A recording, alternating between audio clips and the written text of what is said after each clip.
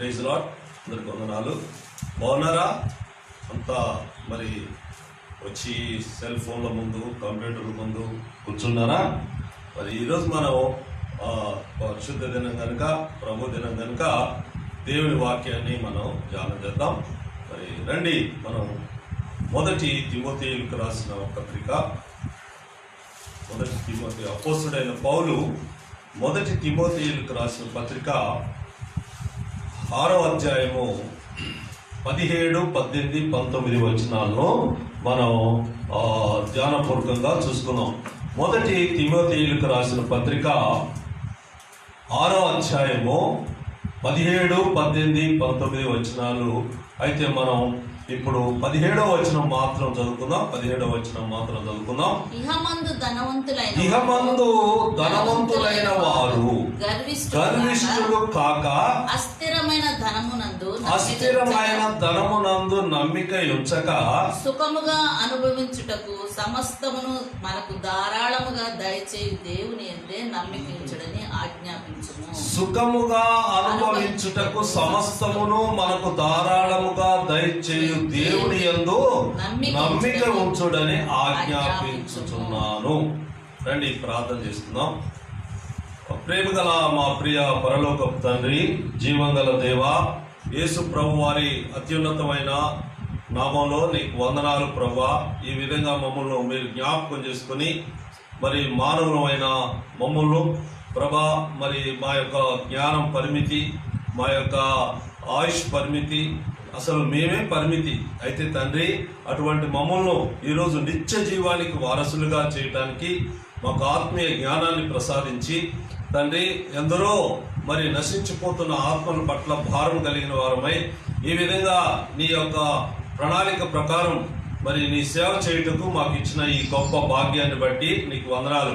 మరి మా బిడ్డలందరూ అనేకులు ప్రభా మరి ఈ యొక్క ప్రోగ్రాంను చూస్తున్నారు. ప్రభా, దయ చూపించండి, కరుణించండి. ఈ దీనులను నీ ఆత్మచేత నింపండి. బలమైన సాధనంగా మాకు హెచ్చరికలతో కూడిన వర్తమానాన్ని మీరు దయచేయవలసిందిగా వేడుకుంటున్నాం. ప్రభా, గొప్ప దేవుడు, మహిమాపూర్ణుడు, శక్తి సంపన్నుడు, యథార్థవంతుడు, పాపిని పరిశుద్ధుడిగా చేయగల ఏకైక దేవుడు ప్రభా. నీ వంటి దేవుడు ఇంకెవరున్నారు ప్రభా? దయ చూపించి కరుణించి మా మధ్యలో మీరుండి, ఎక్కడైతే ఇద్దరుంటారో అక్కడ నేను ఉంటాను అని సెలవిచ్చిన తండ్రి, మా మధ్యలో నీ సన్నిధి ఉంచి మమ్మల్ని అందరినీ కూడా నీ ఆత్మ వాక్యం ద్వారా తండ్రి మమ్మల్ని పరవశింపజేస్తారని, మా బ్రతుకులను సరిచేస్తారని ప్రభా, మేము నీలో మరి ఫలించే వారంగా చేస్తారని ఆశపడుతూ మీ వైపు చూస్తూ మరి ఈ యొక్క ప్రోగ్రాం చూస్తున్న బిడ్డలందరినీ దయతో జ్ఞాపకం చేసుకుని వారందరూ కూడా తండ్రి మేలు పొందులాగా కృప దయచేయమని, అన్నిటినీ నీ ఆధీనంలోకి తీసుకొని మరి ప్రశాంతమైన వాతావరణాన్ని మాకు దయచేయమని, నీ ఆత్మచేత నన్ను నింపమని, ఈ ప్రార్థన మీరు విన్నందుకు వందనాలు, స్తుతులు చెల్లించుకుంటూ నీ పాసన్నిధిలో సాగిలపడుతూ యేసు ప్రభు నామంలో వేడుకుంటున్నాను తండ్రి, ఆమేన్. ప్రియమైన దేవుని బిడ్డలారా, ఈరోజు ఒక ప్రత్యేకమైన టాపిక్ను మీ ముందు ఉంచడానికి నేను ఇష్టపడుతున్నా. సాధారణంగా ఈ యొక్క అంశాన్ని ఎవరైనా ప్రసంగించడానికి కానీ మరి ఎక్కడైనా మాట్లాడటానికి కానీ కొంత సంశయిస్తారు. కొంత అంత ఫ్రీగా మాట్లాడటానికి అవకాశం ఉండదు. చాలామంది సేవకులు అసలు ఇది దాటేస్తారు. మరి ఇది మాట్లాడాలా అంటే మరి కొంతవరకు ఆత్మీయత కలిగిన సేవకులు తప్ప వేరే వాళ్ళు ఎవరు మాట్లాడటానికి అంత ఇష్టపడేవాళ్ళుగా ఉండరు. ఎందుకు అని అంటే ఈరోజు క్రైస్తవ్యంలోని ఐశ్వర్యాన్ని గురించిన సంగతులు, ఐశ్వర్యము, క్రైస్తవ్యము, మరి ఇవన్నీ మనం ఇదివరకు కూడా మనం విన్నాం. మరి ఇదివరకు ఏం విన్నాం అంటే జీవనమా జీవితమా అని విన్నాం. ఇప్పుడు ఐశ్వర్యంలోని క్రైస్తవ్యం, క్రైస్తవ్యం ఎట్లుంటుంది, క్రైస్తవ్యంలోని ఐశ్వర్యం ఎట్లుంటుంది, మరి ఎట్లుంటే దేవునికి మనం ఇష్టలుగా జీవిస్తాం అనేది మనం ఈరోజు దేవుని గ్రంథంలో నుంచి మనం కొన్ని వచనాలు మనం దేవుని చిత్తమైతే మనం ధ్యానం చేసుకుందాం. దేవుడు మనకు సహాయం చేయను గాక. మరి ఇక్కడ మనం చూసినట్టయితే 17వ వచనంలో ఇహమందు ధనవంతులైన వారు గర్విష్ఠులు కాక అస్థిరమందు ధనమందు నమ్మిక ఉంచక అంటాడు. ఇహమందు అంటే ఈ భూమి మీద ధనవంతులైన వారు గర్విష్ఠులు కాక అంటాడు. అంటే ధనం నేను ఎక్కడికి నడిపిస్తుంది, ఎక్కడికి లీడ్ చేస్తుంది అంటే గర్వంలోనికే నిన్ను నడిపిస్తుంది. సాధారణంగా మీరు చూడండి, ఎంత పర్సంటేజ్ అంటే నేను పర్సంటేజ్ చెప్పలేను, మరి 100% అనకూడదేమో, కొంతమంది ఉంటారు. కాబట్టి ఈ ధనం ఎప్పుడైతే నీకు కలిగి ఉంటావో, లేకపోతే ధనం కోసం నువ్వు ఆతృత పడుతుంటావో, మరి ఈ ధనము మరి ఎన్ని రకాలుగా నిన్ను చెడగొడుతుందంటే, నిన్ను మొట్టమొదటిగా నేను చేసేది ఏంటంటే గర్వం నీకు నూరిపోస్తుంది. గర్వం, నాకంటే ఇంకెవడు ఉన్నాడు, నాతో మాట్లాడుతున్నా వాడు, నా ఎదురుగా వాడు నిలబడుతున్నా, ఈ విధంగా గర్వం నిన్ను దేవుడికి దూరంగా చేస్తుంది. మరి గర్వం అంటే మన దేవుడికి ఏమాత్రం కూడా ఇష్టం లేదు. ఎందుకంటే సైతాను గర్వించి వాడు ఆ పరలోకం నుంచి త్రోయబడ్డాడు. వాడు మా ముఖ్య దేవదూత. అటువంటి వాడు మరి గర్వం ద్వారా భూలోకానికి పడిపోయి భూలోకం అంతా వాడు హ్యాండ్ ఓవర్ చేసుకొని ఆదాము దగ్గర నుంచి వాడు మనల్ని గర్వంతో నింపుతున్నాడు. ఎందుకు అని అంటే మనం దేవునికి దూరంగా ఉండాలి. మనం దేవునికి దూరం అంటే ఇప్పుడు ధనం అనేది మనకు అవసరం కాదని నేను అన్నా. అసలు ధనం అవసరమే, కానీ దాన్ని మన జీవితంలో ఏ స్థాయిలో ఉంచాలా, దానికి ఒక స్థానం ఉంది. ఆ స్థానానికి మించి దాన్ని నువ్వు ఉంచావనుకో, అది నీలో మొట్టమొదటి తీసుకొచ్చేది ఏంటి అంటే గర్వాన్ని నీకు తీసుకొని వస్తుంది. కాబట్టి ప్రియమైన సహోదరులారా, ఈ యొక్క పరిస్థితి అంటే ఈ ధనవంతులైన ఈ పరిస్థితి చూస్తే ఈరోజు సాధారణంగా ఎన్నో తెగుళ్ళు వస్తున్నాయి, ఎన్నో భయంకరమైన విపత్తులు మనం వింటున్నాం. అయితే దీని అంతటికీ కారణం ఏంటంటే ఈ గర్వాంధులైన మానవుడు దేవునికి వ్యతిరేకంగా జీవించడం వల్ల దేవుడే ఇటువంటి తెగుళ్లను ఆయనకు తెలియకుండా రావట్లే, అవి ఆయనకి తెలిసే వస్తున్నాయి. కారణం ఏంటి అని అంటే మరి దానికి ఇరుగుడైన మందు ఇది తప్ప ఇంకా వేరేదే లేదు. బైబిల్ చరిత్ర వెనక్కి తీసుకొని పోతే సొదొమ గుమ్మరా దగ్గర నుంచి ఆ రోజు నోవా కాలంలో నుంచి అక్కడ పరిస్థితులు మనం చూస్తే దేవునికి వాళ్ళు వ్యతిరేకంగా జీవించడం జరిగింది. వాళ్ళు గర్వాంధులైనట్టు వాక్యం తెలియజేస్తుంది. దానికి ప్రతిఫలంగా వాళ్ళు ఒకసారి అగ్నితో, ఒకసారి నీళ్లతో మరి ప్రపంచాన్ని మొత్తం కూడా మరి ఆ సుధమాన్ని మాత్రం అగ్నితో కాల్ చేసినట్టుగా మనం చూస్తుంటాం. దాని ఆనవాళ్ళు ఈ రోజు కూడా మనకు కనపడుతుంటాయి. దాని చరిత్ర ఉంది. ఇప్పుడు మరి వెనక తిరిగి చూస్తే నోవా కాలంలో ఆ యొక్క మనుషులందరూ కూడా దేవునికి అయిష్టతగా అంటే గర్వాంధులై జీవించడం వల్ల ఆ దేవుని కోపానికి వాళ్ళు రుచి చూడాల్సిన పరిస్థితి వచ్చింది. కాబట్టి ఇక్కడ అంటాడు ఇహమందు అంటాడు. అంటే ఈ లోకంలో నువ్వు ఎట్టుండాలా, ధనవంతులైన వారు గర్విష్ఠులు కాక అంటాడు. అంటే వెంటనే ధనం వస్తుంది అంటే నువ్వు తెలుసుకోవాల్సింది ఏంటంటే నీలో గర్వం కూడా వస్తుంది అనే సంగతి నువ్వు తెలుసుకోవాలి. నీకు తెలియకుండానే ఈ యొక్క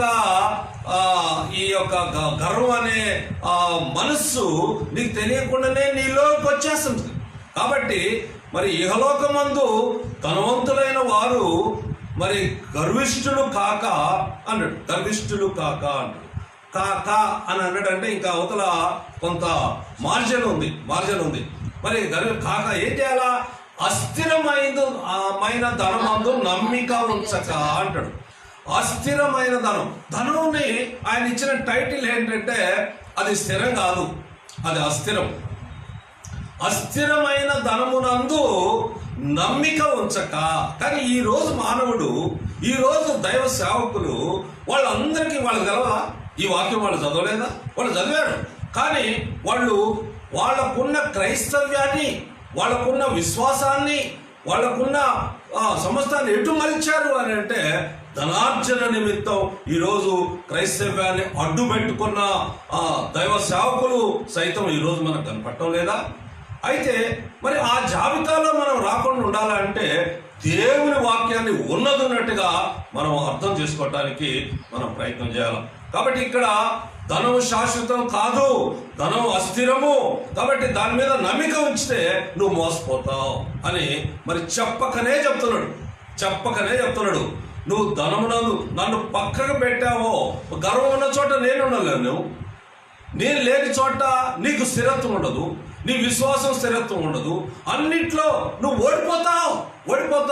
ఈరోజు మరి మనం చాలా మంది దైవ సేవకులు ఓడిపోయేది ఎక్కడా అని అంటే ఈ ధనార్జన వాళ్ళ జీవితంలోకి ప్రవేశించగానే. నాకు తెలిసిన ఒక దైవ సేవకుడు ఉండండి, ఆయన చాలా గొప్పగా ఆయన మొదటి రోజుల్లో పనిచేసిండట, చాలా గొప్పగా పనిచేసిండు. ఆ గ్రామాలంతా తిరిగిండు, ఆయన పెద్ద చదువేం రాదు. తిరిగి ఆయన చివరికి ఈ మధ్యన ఆయన గురించి నేను వినదేంటి అని అంటే ధనార్జన మొదలు పెట్టిండు అని. క్రైస్తవ్యంలో ధనార్జన మొదలు పెట్టిండట, దేవుడిని అడ్డం పెట్టుకొని ధనార్జన మొదలు పెట్టిండట. ఆయన టేబుల్ కింద అన్ని ప్రామిసరీ నోట్లు ఉన్నాయి.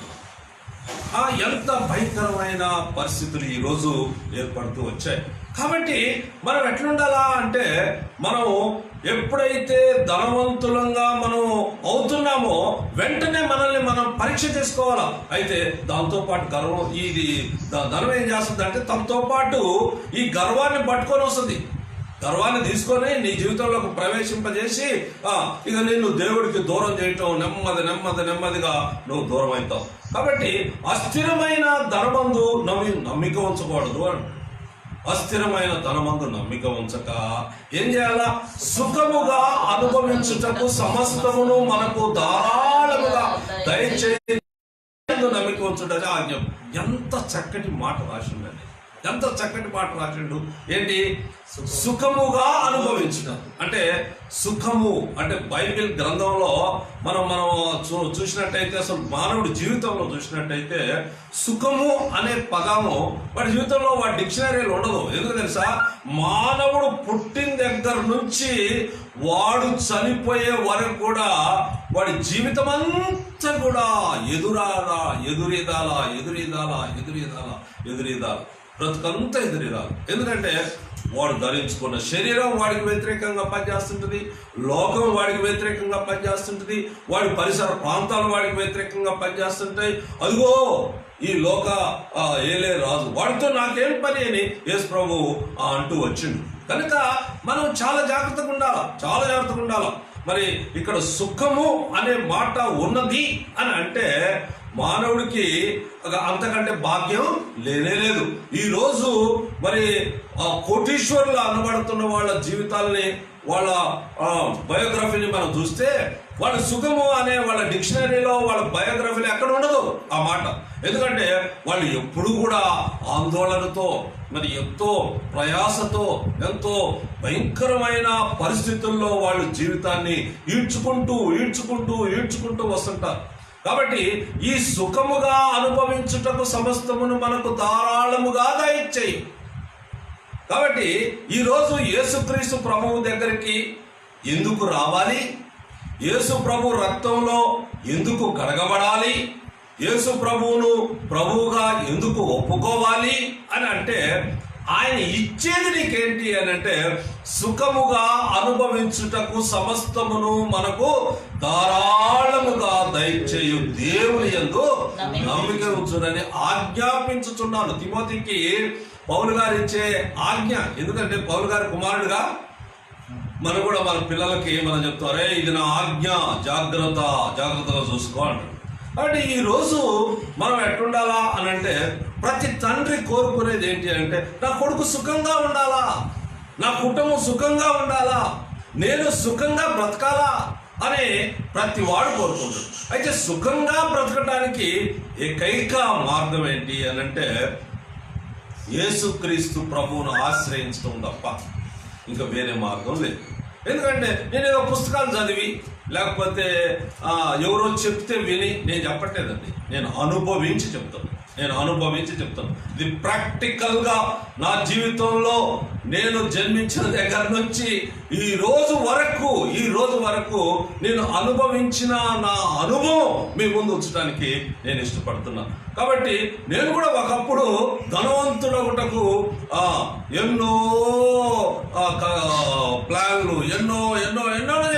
కానీ దానిలో నాకు ఎప్పుడు సుఖము కనపడలేదు.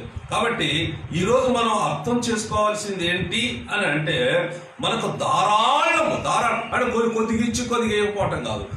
చాలా మంది ఏం చేస్తారంటే, ఇది కొంచెం ఉంచుకో, తర్వాత చూద్దాంలే అంటారు. కానీ దేవుడు ఏమంటాడంటే, నీకు ధారాళంగా దయచేస్తానంటాడు. ఏంటది? మనశ్శాంతి, సుఖం, శాంతి, మరి ఎంత ఆనందం, ఎన్నో రకాలుగా దేవుడు నీకు అనుగ్రహించేవాడుగా. దేవుని యందు నమ్మిక ఉంచుడని అంటాడు. నమ్మిక అంటే ఏంటి? విశ్వాసము. విశ్వాసమానికి మరో పదం ఏంటంటే నమ్మిక. కాబట్టి ఈరోజు మనం ఎట్లుండాలా అని అంటే, దేవుని యందు మనం నమ్మిక ఉంచిన వారం అయితే మరి మనం అని ఏమంటాడు ఇక్కడ 11వ వచనంలో ఇంకో మాట రాసిండు. అదే 6:11 అంటాడు, దైవజనుడా నీవైతే వీటిని విసర్జించి వేటిని 10వ వచనం చదవండి. ఎందుకనగా ధనాపేక్ష సమస్తమైన కీడులకు మూలము, కొందరు దాన్ని ఆశించి విశ్వాసం నుండి తొలగిపోయి నానా బాధలతో తమ్మును తామే పొడుచుకొనిరి అని దైవజనుడా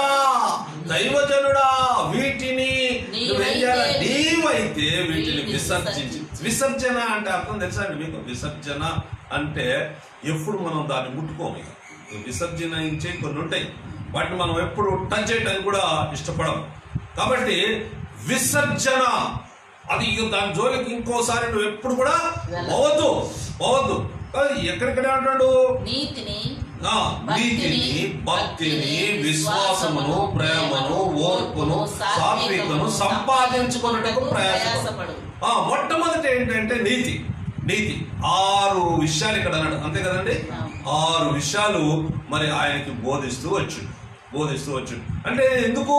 ఈ సుఖముగా ధారాళముగా దయచేయు దేవుని యందు నమ్మిక ఉంచాలా అని అంటే నువ్వేం చేయాలంటే వీటిని నువ్వు చేపట్టాలా. ఈ ధనాపేక్ష అనే భయంకరమైన పరిస్థితి నుంచి, ఎందుకనగా ధనాపేక్ష సర్వమైన కీడుకు మూలం. కొందరు దాన్ని ఆశించి విశ్వాసం నుండి తొలగిపోయి నానా బాధలతో తమ్మును తాము పొడుచుకొనిరి. మనం ఇప్పుడు చూస్తున్నామండి, మనం ఇప్పుడు ధనాన్ని గురించి మనం చూస్తున్నాం.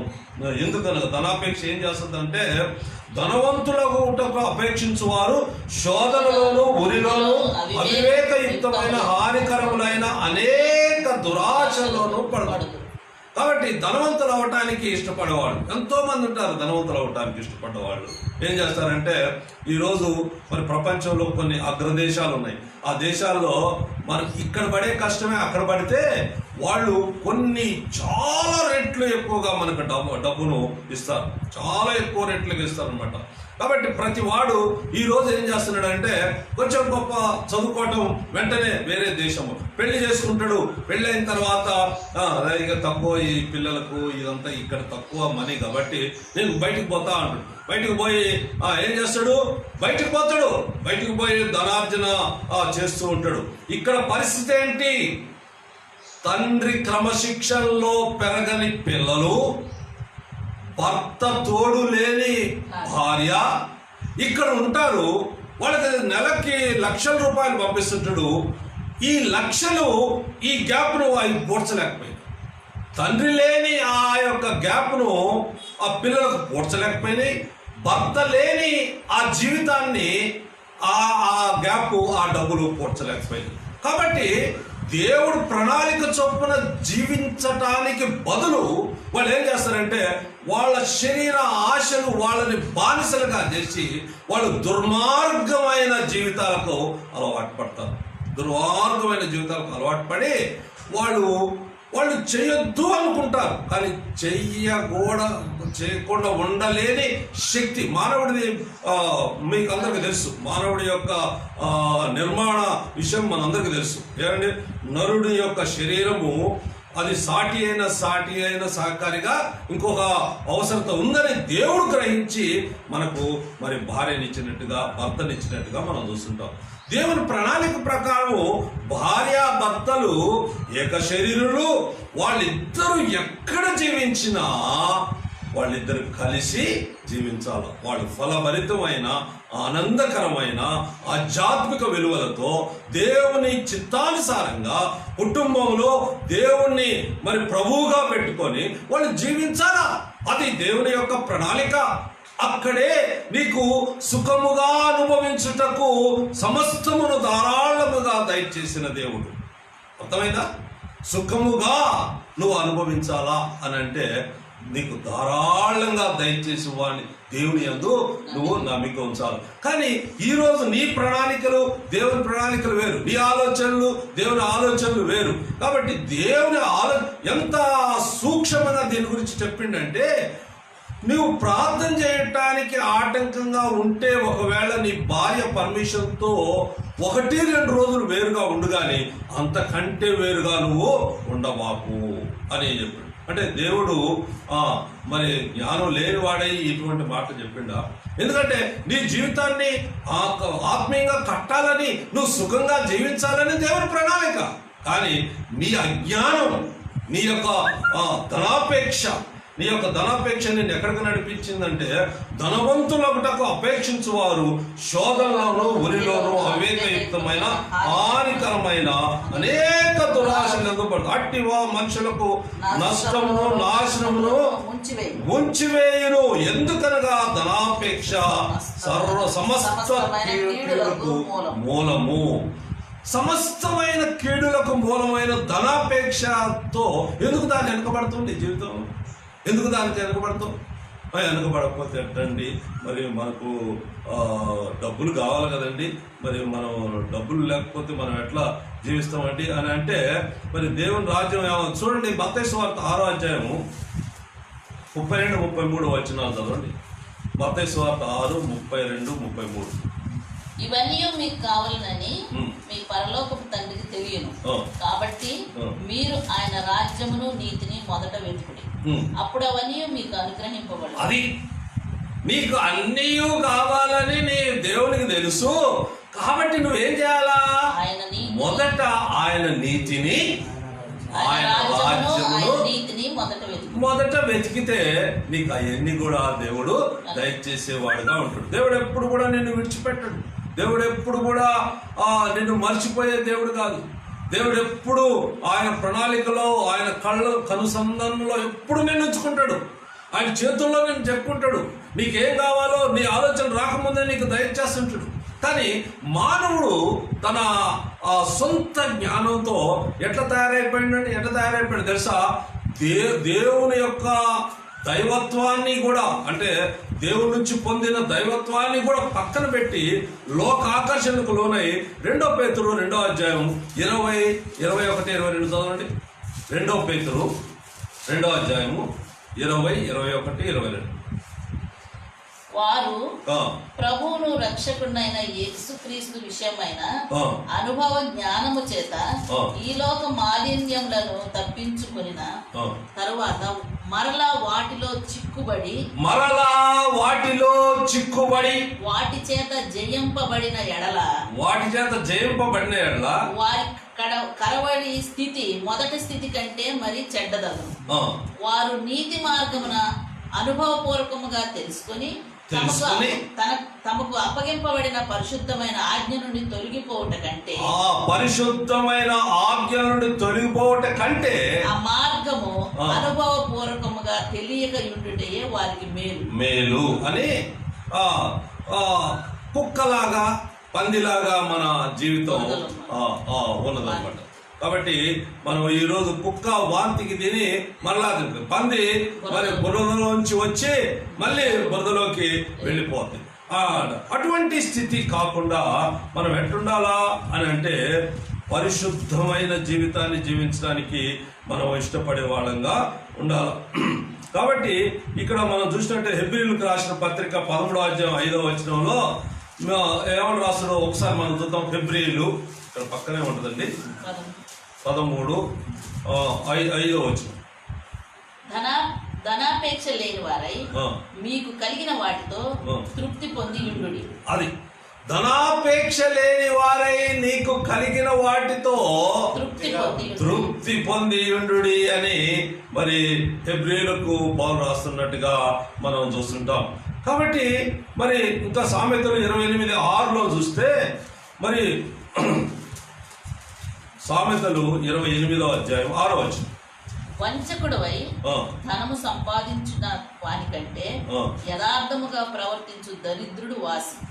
అది వంచకుడవై ధనము సంపాదించుట కంటే యథార్థముగా ప్రవర్తించు దరిద్రుడు వాసి అని దేవుని వాక్యం మరి చెప్తుంది. ఇదంతా కాదండి, ఇదంతా కాదు. సువార్తల్లో, లూకా సువార్తలో ఆయన 6:20 ఏమంటాడంటే, పేదలైన మీరు ధన్యులు. లూకా సువార్త 6:20 మనం చూసినట్టయితే, అంతటా ఆయన తన శిష్యుల తట్టు పారజూచి ఇట్లను పేదలైన మీరు ధన్యులు, దేవుని రాజ్యం మీది. పేదలైన మీరు ధన్యులు, దేవుని రాజ్యము మీది.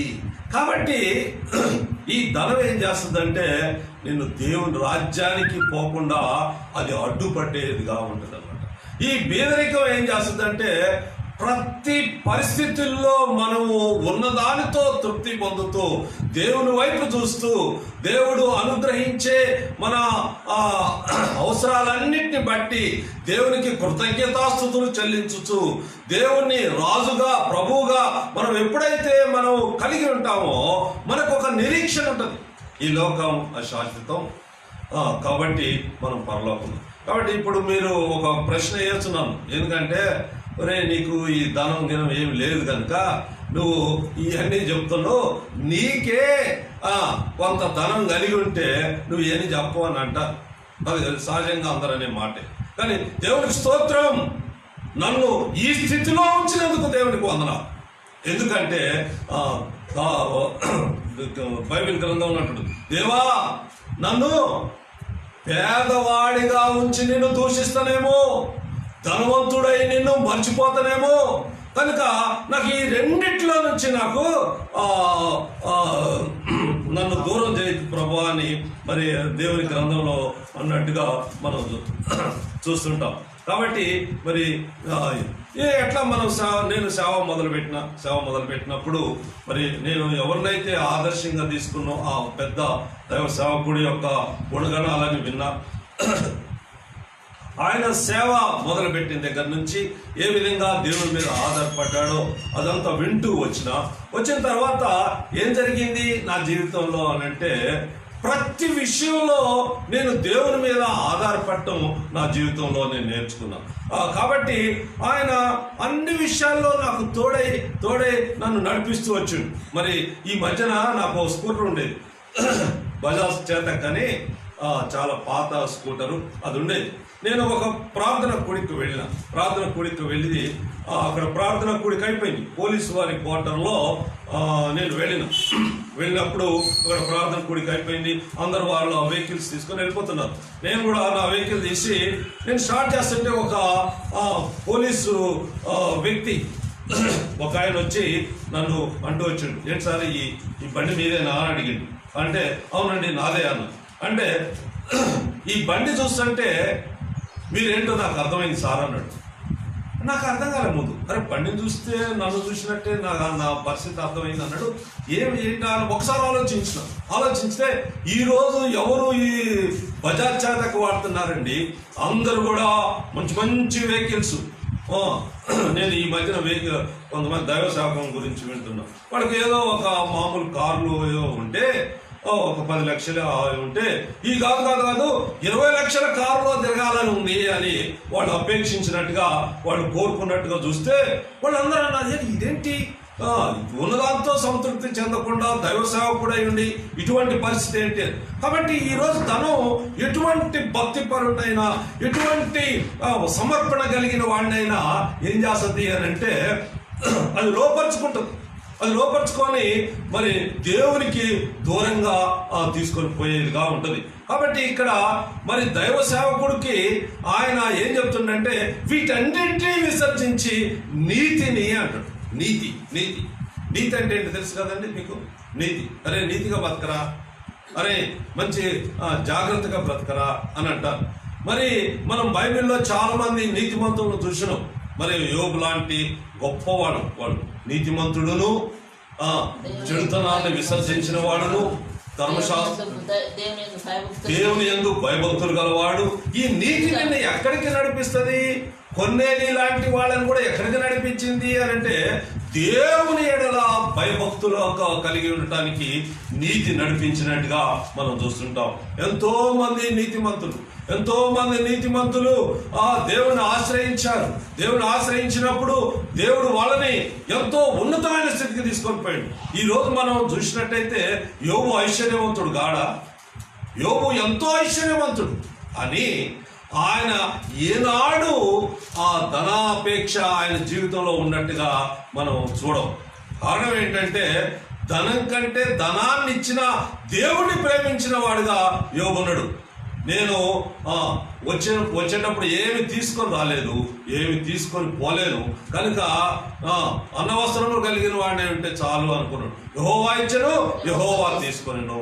కాబట్టి ప్రియమైన సహోదరి సహోదరులారా, మరి మనం చూసినట్టయితే ఏ విధంగా మనం జీవించాలా అంటే ధనాపేక్ష లేని వారంగా మనం ఉండాలా అని దేవుని వాక్యం మరి సెలవిస్తుంది. మొట్టమొదట అపేక్ష ఆయన్ని విసర్జించిన వాళ్ళలో మొట్టమొదటి ఏంటి అంటే నీతి. రెండోది ఏంటి? భక్తిని అంటారు. భక్తి భయభక్తులు అంటారు కదా, భయము భక్తి అంటారు. భక్తి గలవారం అంటారు. భక్తి ఎట్లుండాలా? చాలా మంది భక్తి ఉంటుంది కానీ క్రియలు లేని భక్తి ఉంటుంది. అటువంటి భక్తి కాకుండా నీవు దేవుని యందు భయభక్తులు గలవారిగా ఉన్నట్టయితే దేవుడు నేను ఎంతగానో ఆశీర్వదించేవాడిగా ఉంటాడు. సుఖముగా అనుభవించడానికి నీకు సమస్తమును దయచేయ దేవుడుగా ఉంటాడు.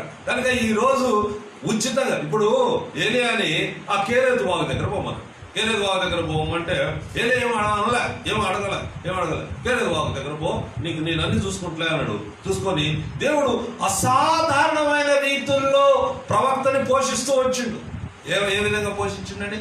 కాకుల ద్వారా ఆయనకు వారాన్ని అందించినట్టు మనం చూస్తుంటాం. కాబట్టి దేవుడు ఎప్పుడు కూడా అన్యాయస్తుడు కాదు.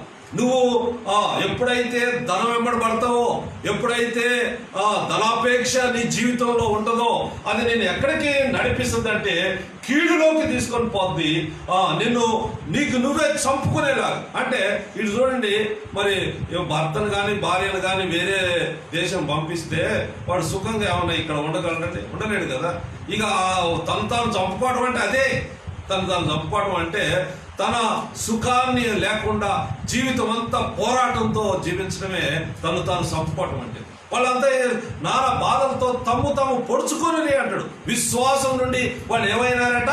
తొలగిపోయారు అని అంటారు. తొలగిపోయారు. చాలా మంది ఈ రోజు దేవుడిని ఎందుకు నమ్ముకుంటారంటే వాళ్ళు ధనార్జన నిమిత్తం దేవుడిని నమ్ముకున్న ఉన్నారు. ఈరోజు మనం పరిస్థితులు చూస్తున్నాం. అక్కడ విజయవాడలో మనం ఒక దైవ సేవకుని విన్నాం. చాలా ఆయన నీళ్ళలో క్లోరోఫామ్ కలిపి ఇస్తున్నాడు, నీళ్లు అమ్ముతున్నాడని. ఆయన ఇంకా అదేదో అమ్ముతుండు, ఇదేదో అమ్ముతుండు. ఈ బైబిల్ మొత్తానికి ఎంత భయంకరమైన పరిస్థితులను తీసుకొస్తున్నారంటే మనుషులు. అయితే ఈరోజు మనుషుల జ్ఞానం కూడా, విశ్వాసుల జ్ఞానం కూడా ఏమైందంటే ఏదో ఒక సూచక్రియ చూడాలా, ఏదో ఒక అద్భుత కార్యం చూడాలి. ఏ సూచక్రియ చూస్తావు నువ్వు? నీ జీవితం ఒక సూచక్రియ కాదా? నా మటుకు నేను అనుకుంటా, ఒకప్పుడు నేను గుడ్డివాడను, ఇప్పుడైతే నేను చూస్తున్నాను. ఒకప్పుడు 2 కళ్ళున్నాయి కానీ నా జీవితంలో ఏది పాపం ఏది పరిశుద్ధత అది తెలుసుకోలేని అజ్ఞానంలో జీవిస్తూ వచ్చిన. అయితే ఈరోజు దేవుడు నా కన్నుల పొరలు రాల్చగానే ఏది పాపం ఏది పరిశుద్ధత అనే విచక్షణ జ్ఞానం దేవుడు నాకు దయచేసిన వాడుగా ఉన్నాడు. కాబట్టి దాంతో నేను ఇప్పుడు మరి దేవుడు నాకు కావాలా, దేవుడే నాకు కావాలా, ధనం కంటే దేవుడే కావాలి. నేను మొట్టమొదటిగా ఇవన్నీ నేను చెప్తున్నా. నేను ఒకప్పుడు ధనం కోసం పరిగెత్తిన వాడిని. నేను కాంట్రాక్టులు చేసిన, వ్యాపారాలు చేసిన, ఎన్నో చేసిన. కానీ అప్పుడు లేని ఆనందం ఇప్పుడు నేను నా జీవితంలో నేను చూస్తున్నాను. అప్పుడు డబ్బులు ముందు పెట్టుకొని ఏడ్చిన రోజులు ఉన్నాయి. కాబట్టి ప్రియమైన సహోదరి సహోదరుడా, నీ ధనం నీకు సంతోషాన్ని ఇవ్వలేదు. నీ యొక్క ఏది కూడా నీకు సుఖముగా అనుభవించుటకు సమస్తం ధారాళముగా దయచేసి దేవుడు తప్ప ఈ లోకంలో నీకు అటువంటి అనుభవం ఉండదు అని దేవుని వాక్యం మరి మనకు చెప్తా ఉంది. కాబట్టి మనం దేవుని ఎడల నమ్మిక గలవారమై ఉండాలి. 1 తిమోతి 6:7-8లో కూడా మనం అదే చూస్తున్నాం. 7-8 చూడండి. మనం ఈ లోకంలోనికి ఏమీ తేలేదు, దీనిలో నుండి ఏమీ తీసుకుని పోలేము కాగా అన్న వస్త్రములు గలవారమై ఉండి వాటితో తృప్తి పొంది ఉండును. అది అన్న వస్త్రం. కాబట్టి ఒక ఆయనట బాగా ధనవంతుడు అదంతా ఒక స్నేహితుడికి కారులో పోకుంటూ చూపిస్తున్నాడంట. ఆ కనబడే 19 అంతస్తుల డాబా నాదే, అగో ఆ కనబడే 5 అంతస్తుల డాబా నాదే, అగో అక్కడున్న 100 ఎకరాలు నాదే అని చెప్పి ఆహాహా అని పెద్ద నవ్వుతున్నాడట. నవ్వుతుంటే ఈయన కంటే పెద్ద నవ్వు ఒకటి వినిపించిందట. అరే నేను నవ్వుతుంటే నాకంటే పెద్ద నవ్వు వినిపించింది ఏంటి అని అది ఆఫ్ చేసి కార్ ఆఫ్ చేసి ఒకసారి దిగిందట. దిగి ఆ భూమికి వెళ్ళి చూస్తే భూమి నవ్వినట్టుగా అనిపించిందట. ఒరే పిచ్చాడా, ఇంతకుముందు నేను ఒకటి చేతిలో ఉన్నా, ఇప్పుడు నీ చేతిలోకి వచ్చిన, రేపు ఇంకొకటి చేతిలోకి పోతా, తర్వాత ఇంకొకటి చేతిలోకి పోతా, తర్వాత ఇంకొకటి చేతిలోకి పోతా. నువ్వేంట్రా ఈరోజు తాత్కాలికంగా నువ్వు నాది అని ఫీల్ అవుతున్నావు, నీది కాదురా అని అది బోధించినట్టు ఇది కనిపించిందట. అమ్మో ఇదా కథ అనుకున్నట్టు. అందుకనే మనం ఈ లోకానికి ఏమీనూ తేలేదు, దీనిలో నుండి ఏమీ తీసుకొని పోలేము. అన్న వస్త్రములు గలవారమై ఉండి వాటితో మనము తృప్తి పొందుదాం. అన్న వస్త్రములు గలవారమై. అందుకనే దేవుడు కొంచెం నాకు కావాల్సిన నీడ్స్ నాకు దయచేదేవా అని మనం దేవుడు కోరుకోవడంలో తప్పులేదు. కనుక నువ్వు కోరుకోకముందే నువ్వు ఆయన నీతిని ఆయన రాజ్యాన్ని వెతుకుతుంటే దేవుడు నీ దగ్గరకే నీ కాళ్ళ దగ్గరకే తీసుకొని వచ్చేగా ఉంటాయి. కాబట్టి ప్రియమైన దేవుని బిడ్డలారా, ప్రస్తుత పరిస్థితులను మీకు తెలుసు. కోటీశ్వరులు, మల్టీ మిలియనర్స్, పవర్ఫుల్ లీడర్స్, ప్రపంచంలో ఆధిక్యతలో ఉన్న ప్రతి వాడు ఈరోజు గడగడ వణికిపోయే పరిస్థితులు వచ్చినాయి. కారణం ఏంటంటే వాడికి మించింది ఇంకోటి ఉంది. అదేంటి అంటే అది సృష్టికర్త అయిన దేవుని చేతిలో ఉంది. దేవుని చేతిలో దేవుడు అనుగ్రహిస్తే తప్ప నువ్వు ఆరోగ్యాన్ని పొందలేవు. దేవుడు అనుగ్రహిస్తే తప్ప నీకు జీవితం లేదు. దేవుడు అనుగ్రహిస్తే తప్ప నీకు సుఖం లేదు. కాబట్టి ధారాళముగా దయచేసి దేవుడు వదిలిపెట్టి నీ జ్ఞానం మీద నిన్న నాకేమనుకున్నారంటే చంద్రమండలంలో పోయి అక్కడ ఫ్లాట్లు కొందాం అనుకున్నారంట. అంటే ఇక్కడ చాలలేదు, చంద్రమండలంలో పోయి కొందాం అనుకున్నారట. అడ్వాన్స్ బుకింగ్ అంట అక్కడ. మరి ఇంకేదో గ్రహాలకు పోదాం అని మానవుడు విర్రబీగిండు, ఎన్నో ప్రయత్నాలు చేసిండు, అన్నిట్లో విఫలుడైపోయిండు.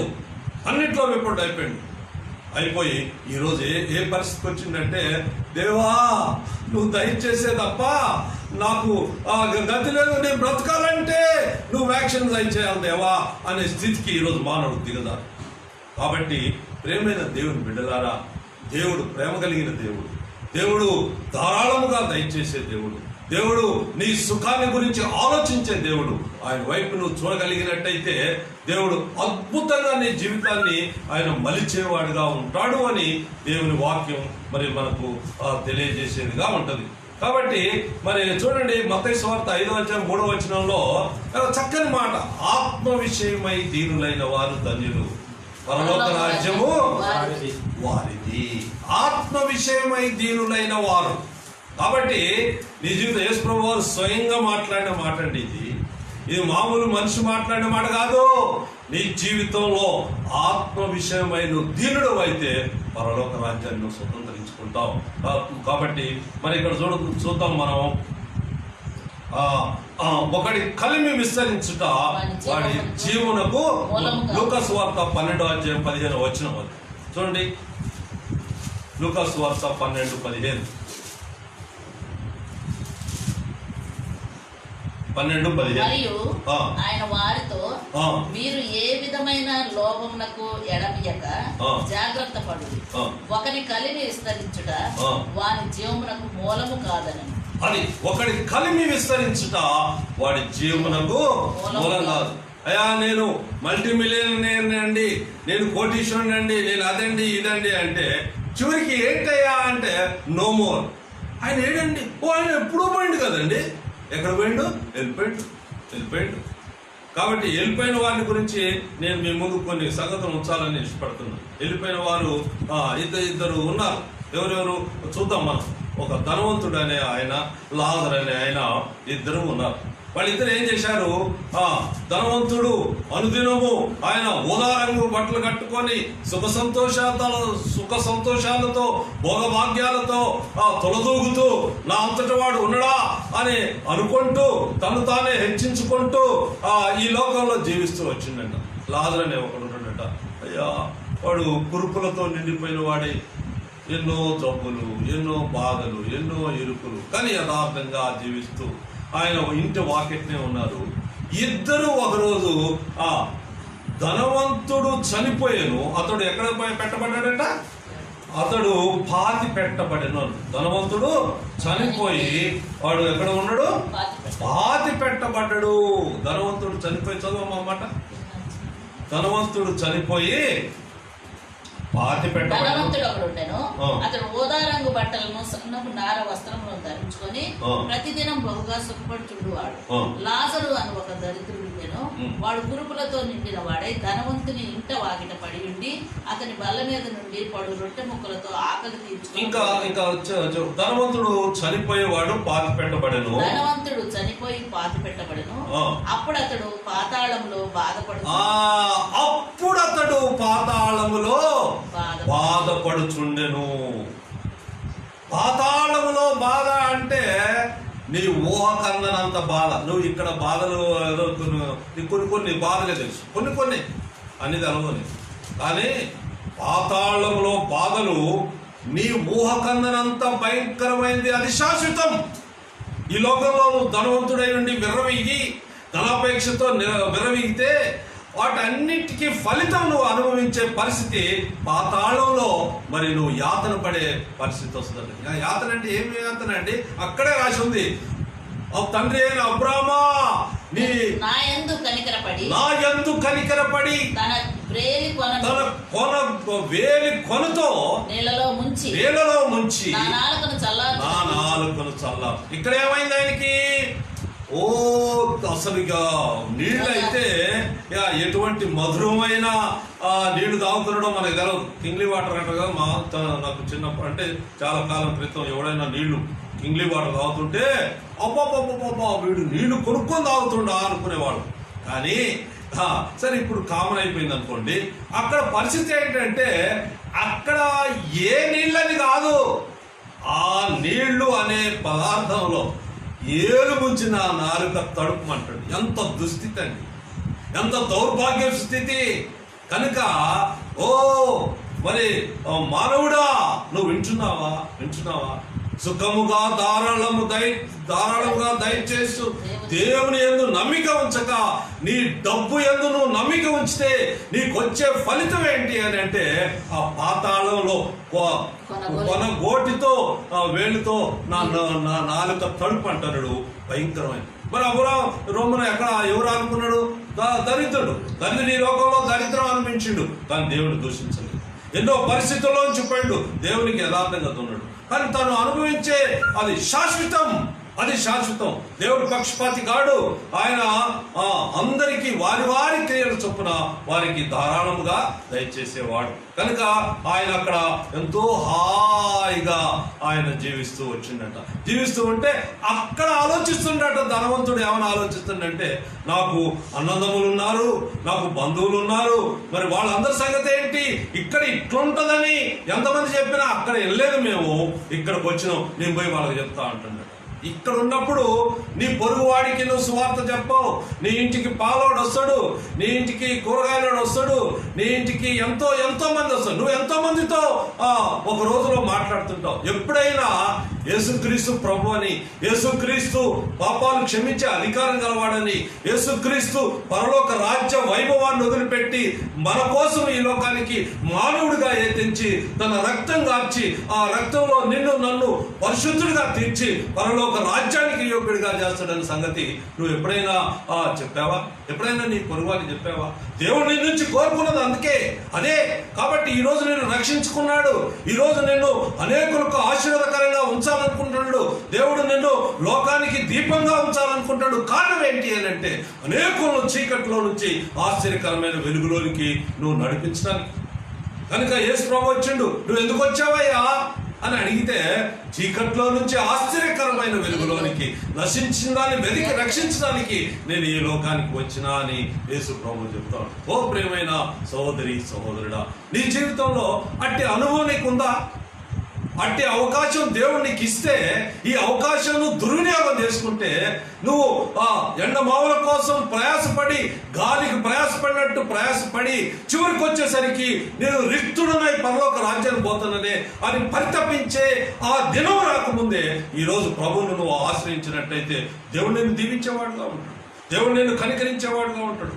కాబట్టి మరి మనం ఏం చేయాలంటే ధనాపేక్షను చంపివేయాలంటాడు. కొలసీలు రాసిన పత్రిక 3వ అధ్యాయం 5వ వచనంలో చూడండి. కొలసీలకు రాసిన పత్రిక 3వ అధ్యాయము 5వ వచనం. కావున భూమి మీద ఉన్న మీ అవయవములను అనగా జారత్వమును అపవిత్రతను కామాతురతను దురాశను విగ్రహారాధన అయిన ధనాపేక్షను చంపివేయుడి. కాబట్టి ప్రియమైన సహోదరి, ప్రియమైన సహోదరుడా, ఇప్పుడు పుట్టిన దగ్గర నుంచి పిల్లలకి డబ్బులు అలవాటు చేస్తుంటారు. డబ్బులు అలవాటు చేస్తే వాడు పైకి వచ్చిన తర్వాత ఇక అపేక్ష మొదలైంది. వాడికి ధనాపేక్ష మొదలై వాడికంతా వాడు పొడుచుకునేవాడిగా, వాడు డ్రగ్గులు తీసుకునేవాడిగా, వాడు నీ చెయ్యి దాటిపోయి నీకు ఎదిరించేవాడిగా, ఒక ఆత్మీయ కుటుంబంలో ఉండవలసిన లక్షణాలు లేనివాడిగా వాడు జీవించే పరిస్థితి వస్తుంది. కాబట్టి ధనాపేక్షకు వాడిని దూరంగా ఉంచు. దూరంగా ఉంచాలా అంటే యేసుక్రీస్తునందు వాడు భయభక్తులు గలవాడై ఉన్నప్పుడు ఏంటది? నీతిని, భక్తిని, విశ్వాసమును, ప్రేమను, ఓర్పును, సాత్వికమును సంపాదించుకున్నటకు ప్రయాసపడమని వాడికి నేర్పు. నీ జీవితంలో నేర్పపోతే విశ్వాస సంబంధమైన మంచి పోరాటం వాడు పోరాడలేడు. పోరాడక నరకంలోకి పోతాడు. అప్పుడు ఏడిస్తే ఏం ప్రయోజనం ఉండదు. అందుకని పౌలు గారు చెప్తుండు, విశ్వాస సంబంధమైన మంచి పోరాడము, నిత్య జీవము చేపట్టము, దాన్ని పొందుటకై నీవు పిలువబడి అనేకులకు సాక్షి ఎదుట మంచి ఒప్పుకొంటివి. కాబట్టి మంచి ఒప్పుకోలు అంటాడు. దేవుని దగ్గర మనం ఎటువంటి మంచి ఒప్పుకోలు, ప్రభా నిన్ను నేను ప్రేమిస్తా ప్రభా, లోకాన్ని నేను ప్రేమించను ప్రభా, లోకం తట్టు నా కన్నులెత్తి చూడను ప్రభా, నీ తట్టే. పేతురు ఎప్పుడైతే ఆ పడవలో ఆ సముద్రంలో ఆ నీటి మీద నడుస్తున్న యేసుక్రీస్తు ప్రభువును చూసిండో ప్రభా నేను నడుస్తా అనే విశ్వాసం కలిగి ఉన్నాడు. కానీ ఎప్పుడైతే లోకం వైపు తిరిగిండో తన జీవితంలో ఆయన మునిగిపోతూ వచ్చిండు. కాబట్టి లోకాశలు మనల్ని ముంచేస్తాయి, ధనాపేక్షను మనం చంపివేయాలా. కాబట్టి సామెతలు 11వ అధ్యాయం 28వ వచనం చూద్దాం. సామెతలు 11:28. సామెతలు 28. ధనమును నమ్ముకున్నవాడు పాడైపోవును, నీతిమంతుడు చిగురాకు వలె వృద్ధి నొందుదు. ఎంత మంచి మాట రాసిందండి. ధనమును నమ్ముకున్న వాడు ఏమైతాడట? పాడైపోతాడు అని దేవుని వాక్యం సెలవిస్తుంది. కనుక ఈ రోజు నువ్వెవరైనా కావచ్చు ధన అభివృద్ధి చేసుకోవటానికి ఈ రోజు క్రైస్తవులు సైతం, విశ్వాసులు సైతం ఏం చేస్తున్నారు? వాళ్ళ పైసలు వడ్డీలకు ఇస్తున్నారండి. వడ్డీలకి వడ్డీలకు ఇచ్చి కోట్లు నువ్వు గడిస్తావేమో, కానీ నీ అంతం ఎట్లుంటదంటే చాలా భయంకరంగా ఉంటుంది. కళ్ళు తెరువు, ఈరోజు కళ్ళు తెరువు. నువ్వు ధనాపేక్షను వదిలిపెట్టు నీ జీవితంలో.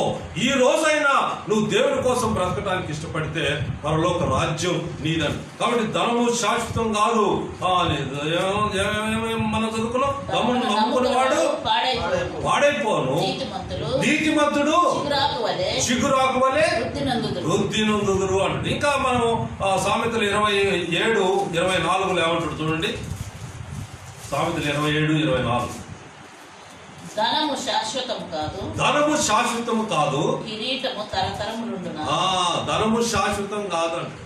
అందుకని అలెగ్జాండర్ ది గ్రేట్ లాంటి వాళ్ళే మనకి ఏం ప్రబోధించిపోయారంటే, ప్రపంచం అంతా ఆయన అన్నది నువ్వు గ్రేట్, నువ్వు గ్రేట్, నువ్వు గ్రేట్ అన్నది. కానీ ఆయన ఏమన్నాడు తెలుసా?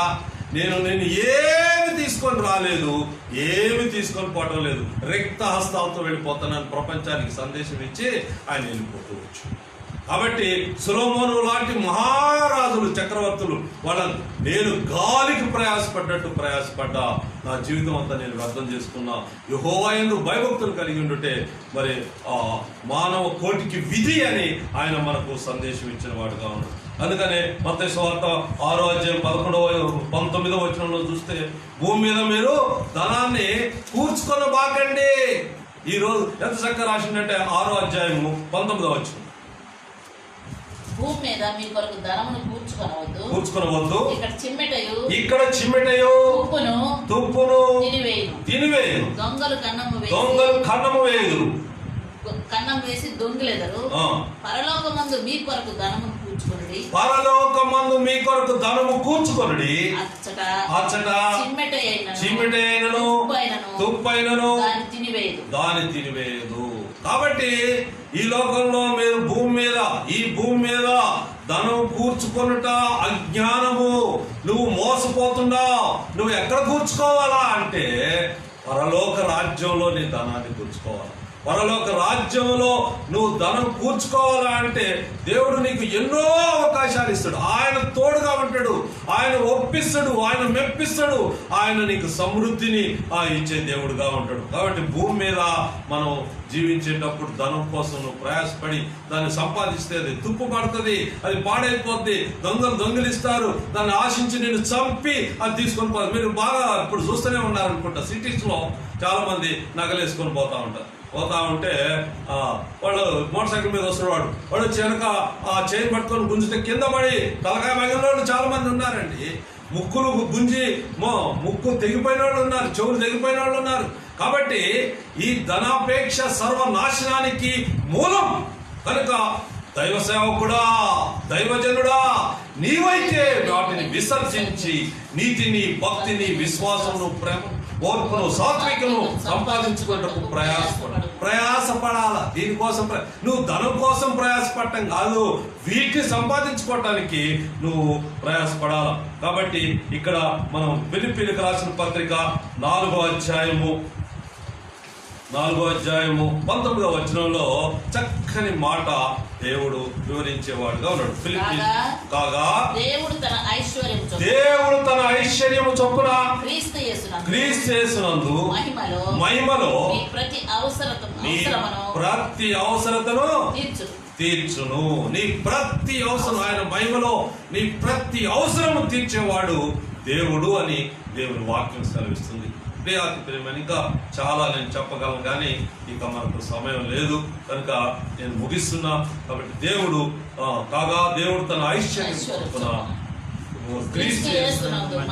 మహిమలో ప్రతి అవసరము తీర్చును అని దేవుని వాక్యం సెలవిస్తుంది. కనుక ధనం కోసం మనం ప్రయాసపడి మనకిచ్చిన చక్కటి ఈ జీవితాన్ని పాటు చేసుకొని మన నరకానికి పాత్రం కాకుండా ఉండాలని దేవుని ప్రణాళిక. కాబట్టి ఇక్కడ ఇద్దరిని మీ ముందు వచ్చేసి నేను ఇక క్లోజ్ చేస్తాను, ఇక టైం లేదు కాబట్టి.